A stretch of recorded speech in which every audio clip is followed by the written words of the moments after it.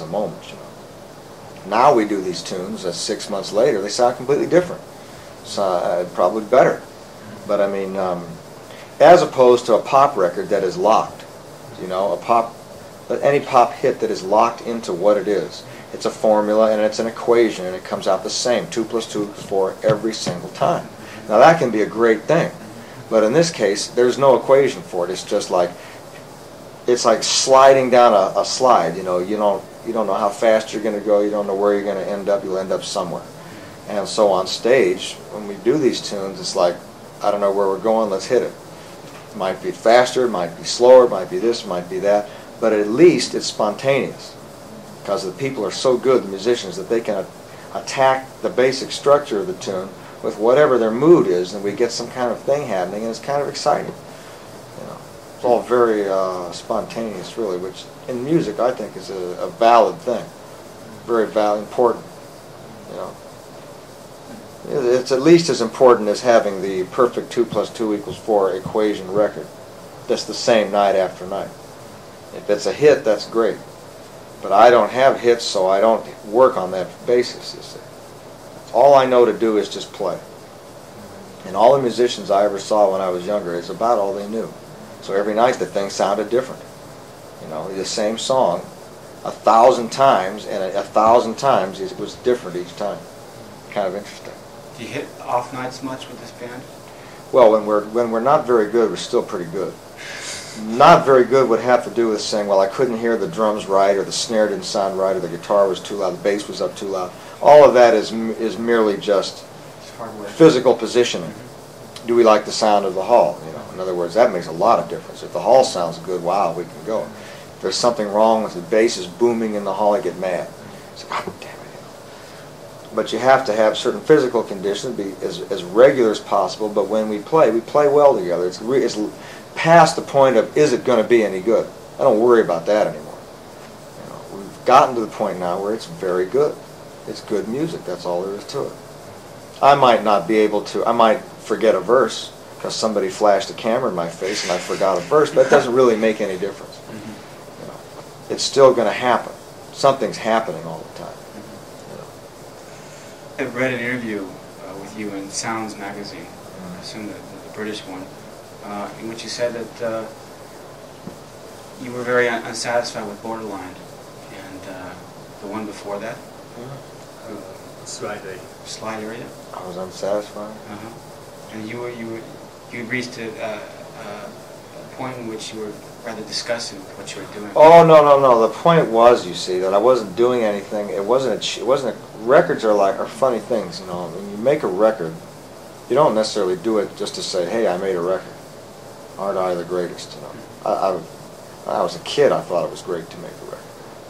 When you're 23 years old, you make a record, you say, wow, record, I got a record here. But after a while, it needs to be something, you know, it needs to accomplish certain things. You know. So if it looked to me like nothing was going on, I wasn't selling any of them, I wasn't getting anywhere, I was touring and losing money, and it just seemed like a tremendous load, you know, a burden of nothing at all. And the machine of the record business and the entertainment business won't work for you unless you can sell records to a certain point. It's like you can't get that gear to shift. You can't get the car to go. It's a great big thing, you know, and you have to get it on down the road as best you can. So I figured, oh, to hell with it. You know, this whole record idea is something I just can't connect. I'm not going to do it anymore. I give up. I quit. So because it's too much work, and you got to make money. You got to have a career. I don't have really a career, but I have a job to do, which I look at it as a job. And you have to do your job and get your business taken care of. So I started doing movie scores, luckily for me, and I started to make some money. I said, hey, now this is something. They like what I do, they pay me, I go home.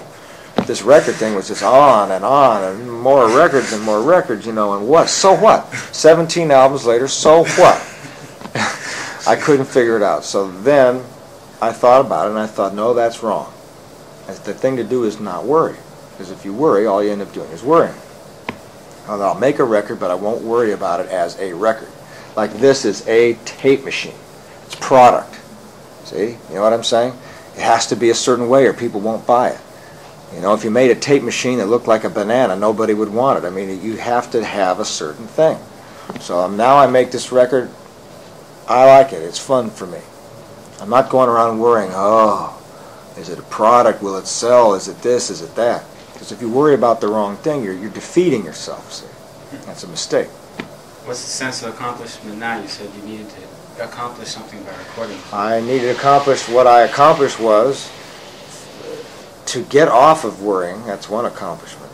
To just play the music for its own sake. That's to find that sense that I had when I was a kid, where we just played and enjoyed.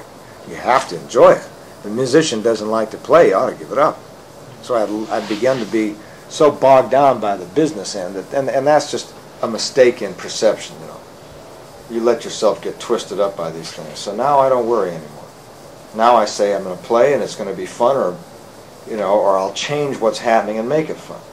We should, as musicians, play out in an enjoyable way, and then the audience will receive that enjoyment and that good feeling, and that's what they came for anyhow. You know, if there is an audience, I don't care if it's one person or a million people, what they want to hear or need to hear is something that reaches them in a pleasurable way, in a good way. And in order to do that, the musician must feel open and like a conduit for those feelings. You know, so to hell with all that's business. You know, it either works or it doesn't work. My worrying about it won't change one thing. And then I put the guitar down. I didn't want to play it anymore. I thought, well, this is terribly sad.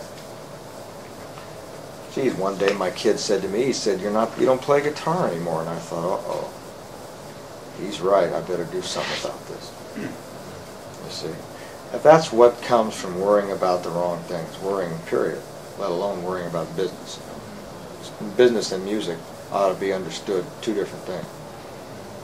Yeah. But if you can't feed your family, I mean... You do need to do that. Yeah, well... You need to do that in a way that doesn't hurt you, though. You don't want to be like killing yourself. You want to have... Life ought to be integrated somehow. In the music, I figured that if I like what I'm doing, good things will come. And I'll get some money somehow, and I will feed them, and I ended up doing that, you know, with the movies. It's the first time I ever made any money in my life. And I thought, well, hey, this is something. Finally. Well, you get what you need sometimes. Is that going to be your main source of income in the future as well? Well, I don't know. I'd like to think that there's more to it than just that. But it's up to me to be diverse. You know, you have to. That's the modern concept: diversify. You know, get out there and see what it is. I can do a lot of things, but not just for money. You know, but because they're worth doing. And if you do things that are worth doing, somehow I think money will come. Money is a byproduct of that. So somehow rather shocking to hear that coming from you, because, you know, we think of Ry Cooder as one of the more venerated musicians of the rock era. You know, he shouldn't have to worry about money. Well, veneration is all very well, but I mean, it's like it's not a dollar and cents commodity. Veneration. I think veneration is a fine thing. I venerate musicians who had to borrow the dirt to bury them on. You know what I'm saying? And that's almost axiomatic. The best musicians I ever knew were the poorest people in town. And there's something to that. You know? They weren't in the business of going out and making money. I'm talking about village guys, you know? Primitive guys who were just good at that. Like the next guy was good at making pots, or the other person wove blankets. You see, it ought to be like that. It hardly ever is anymore. So, I don't know. There's a band like Los Lobos, so successful. I mean, when we talked to Steve Berlin not too long ago, he recounted how, you know, when the band first started out, that they couldn't believe people were actually enjoying their music. They had never expected. They expected to play weddings for the rest of their life. Exactly, yeah. Obviously, the public is waking up Right. to this kind of music, so it would seem that even in your case, there's obviously a great market out there. Oh yeah, there's a great market out there, and they came along at just the right time. Because 10 years ago, they wouldn't have gotten out of town. They'd have been doing weddings. And they started as a folk group, and then they became a rock group, and then bang. And it's interesting, when that started to happen, I thought to myself, now the time is come when all these middle-class people will want to go to this place. They'll want to have these experiences, these kinds of musical experiences. It's just taken that long. Why do you say middle-class people? Well, because poor people don't listen to Los Lobos, and rich people, well, it's not fair to say it quite like that. I say middle class, I mean the great mass of record-buying people are middle class. They're not dirt poor farmers in the fields who can't afford records, CDs, and or tapes.